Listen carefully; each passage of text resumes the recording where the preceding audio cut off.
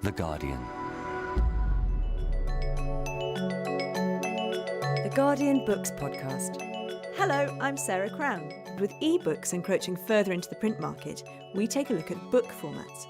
Kindle devotee Chris Moran joins us in the studio to explain why he's a convert, while Richard Lee picks up a new commuter-friendly handheld book and asks, can the flip book really take on e-readers? Claire Armistead is off on a well-earned break this week, but fear not, she's using the time wisely to catch up on her reading. And she's not the only one. According to a new report, we in the UK are the most prolific holiday readers in Europe, reading an average of 2.6 books each while we're away, which comes to a total of over 66 million books read in the holidays across the UK. And that's a lot of ink and paper to lug around. But these days, of course, we don't actually have to. Summer 2011 is the year when the e-reader has really come into its own. More and more of us are choosing to carry our holiday libraries with us in one electronic device weighing about the same as a slim paperback. Now, there's no doubting the convenience, but what do we lose by throwing out our paperbacks with their smears of sun cream and scatterings of sand? With me in the studio are Chris Moran, The Guardian's SEO editor and recent convert to the Kindle, and Richard Lee, who won't be parted from his paperbacks. Hello, both of you. Hello. So, Chris, you took your Kindle with you to Turkey this year. How did that work out for you? Well, it was great. I mean, I was very suspicious of the Kindle. I'm one of those people who, I like having my books on my shelves and displayed to tell everyone how very clever I am and what amazing variety of books I read.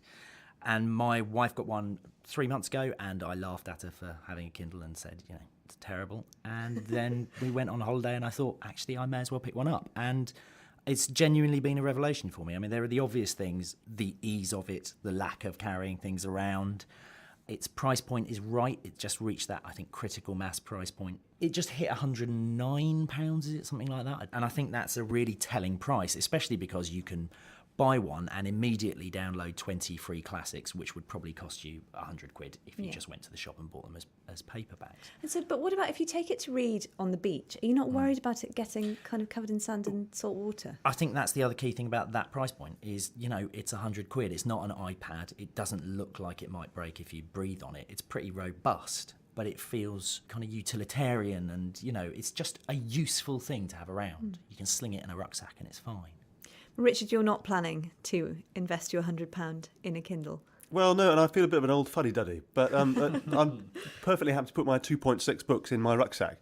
It's partly force of habit. I mean, it's the kind of the practicality of the codex of the book is well acknowledged fact that you can flick through it, you can find where you are, you know how much further you've got to go, all that kind of stuff. Now that's an interesting point because that's something that you do lose with the Kindle, isn't it? You don't have that sense of how far through the book you are.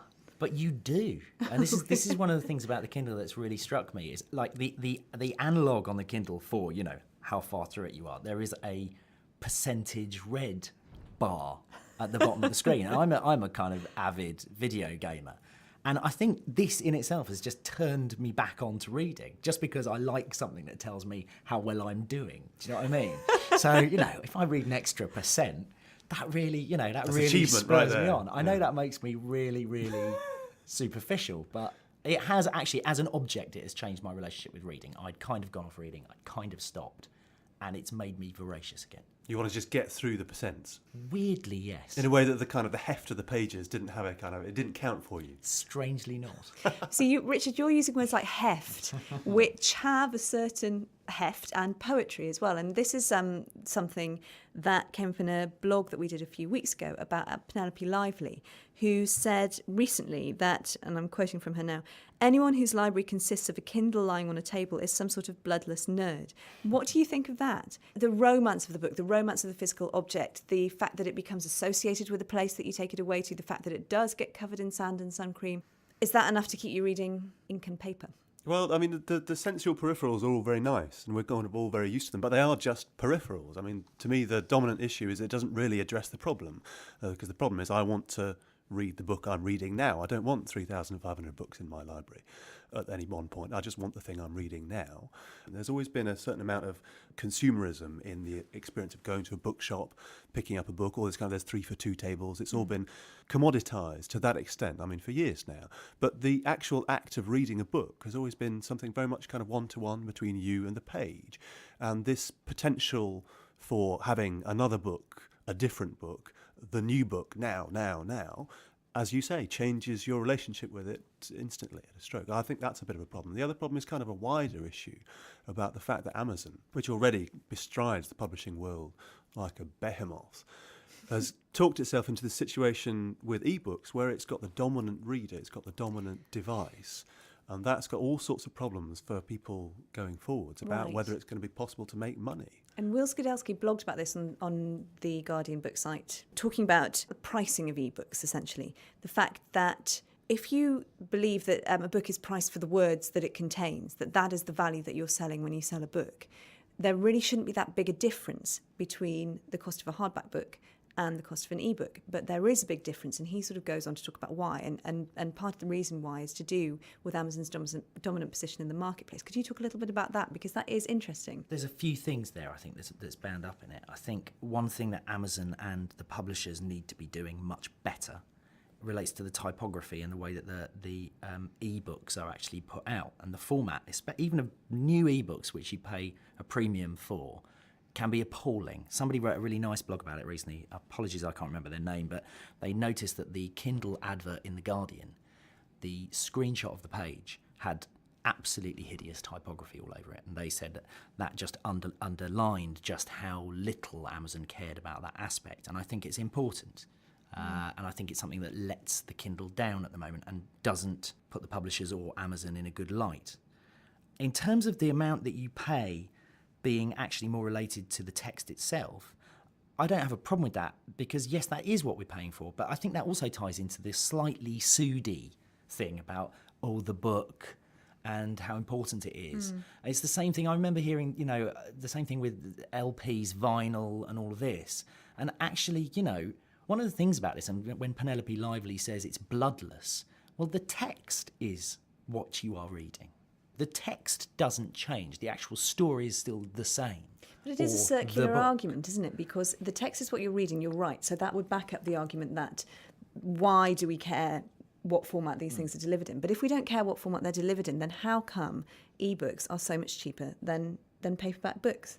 Because if it's the text that we're talking about, then the text should cost the same much, surely, in any... I mean, they're cheaper than the hardback books. That strikes me as a rather different and equally important thing to consider. Well, then we get into the issue of hardback books and publishers. Indeed. Why we have hardbacks at all, I suppose. Richard, any thoughts? The hardback is a premium product which publishers have always relied on as a way of getting some money, what is essentially a pitching business where they've got to take a punt on an author, take a punt on their next work to try and get money in to do other things that they were always supported all along.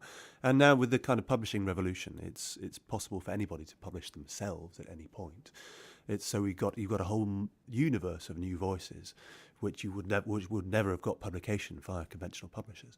And the question is whether, in the bottom line, whether writers and readers are going to get better books as a result of that cornucopia of variety, or whether it's important to have gatekeepers of some sort, people who are deciding what the good stuff is, to put it out in front of people. And indeed, whether there's a national conversation or a conversation of culture which results from the idea that we're all reading the same kind of books at the same time, whether that's something that is interesting and vital or whether that's something that should be pushed to one side. It's also about who or what suggests what are the books worth reading. Now, you could argue that social media has taken that role of publishers, referring people to interesting and new books. But there's dangers in that, of course, in that you tend to have contacts via social media with people that you like or people that have the same interests of you.